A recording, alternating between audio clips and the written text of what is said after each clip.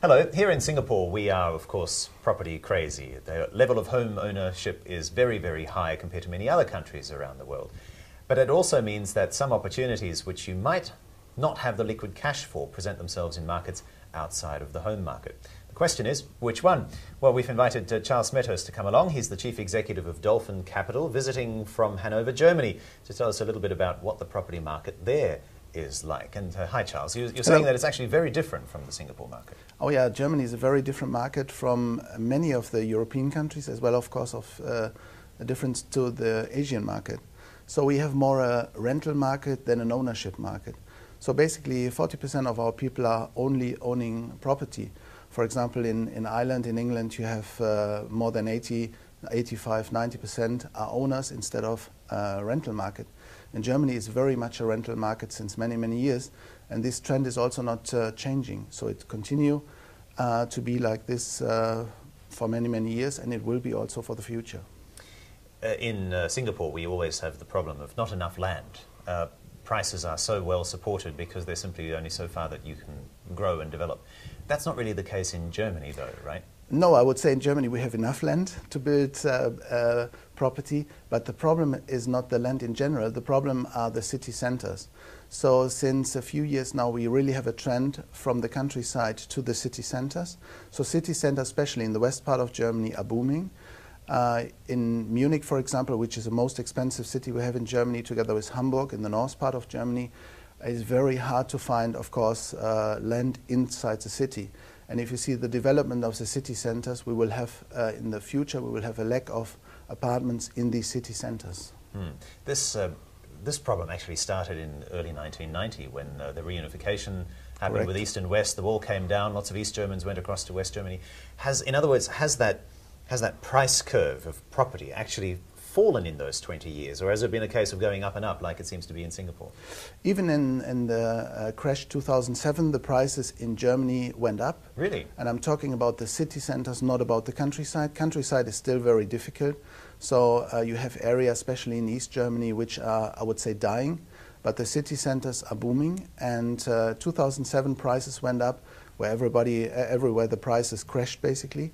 And that is very similar today. We have a European crisis, no doubt about this. And even though the property prices are booming at the moment.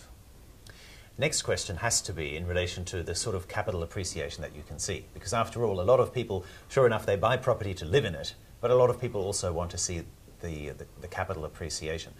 When you say that prices are going up and that the market is booming, are we seeing 2, 3, 5% consistent increases, or maybe even 12, 15, 20% consistent increases? In some of the cities you even see these figures which are unusual to German standards. So normally we are not selling because of capital appreciation, because our market is quite regulated, because we have a tenant market, we don't have an ownership market. And it's, for many years it was very difficult, let's say, that you increase prices like this, so the market is controlling more or less by itself the prices. However, in the city centers, we have the situation like this, that prices are, especially in the last, I would say, 2 to 3 years, are booming.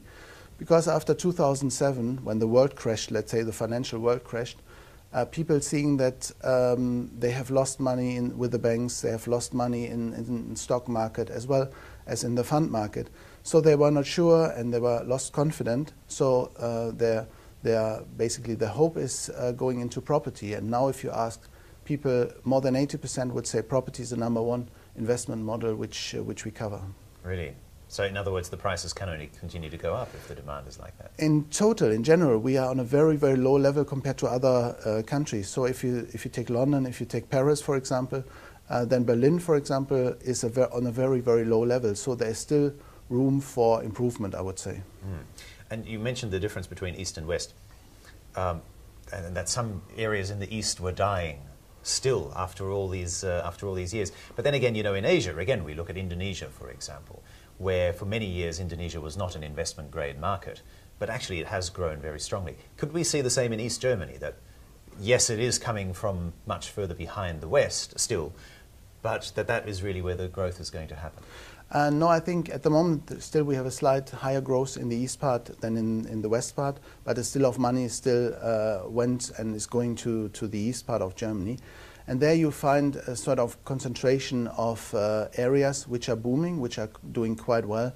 For example, if you take a city like Leipzig, which is the capital city of one of our territories, they have an increase of inhabitants, and they have also an increase of the economy, stronger than what you see in other West German countries.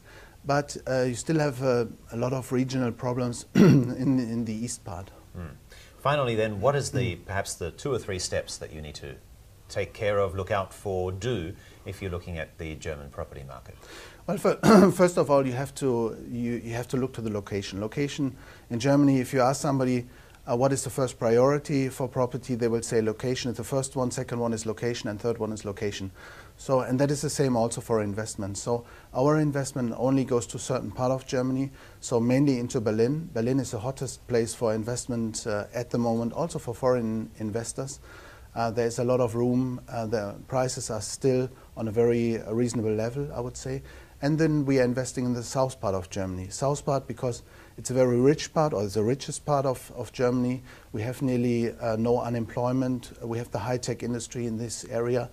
A lot of big car companies like BMW, Audi, etc. are producing in this area. So these are the places where you, I think, as an investor should look at. All right, thank you so much for coming in today. Charles Smethurst, the Chief Executive of Dolphin Capital. And for more information on Singapore Investment Week, go to the website on your screen now. Singapore Investment Week is on 25th to the 31st of August.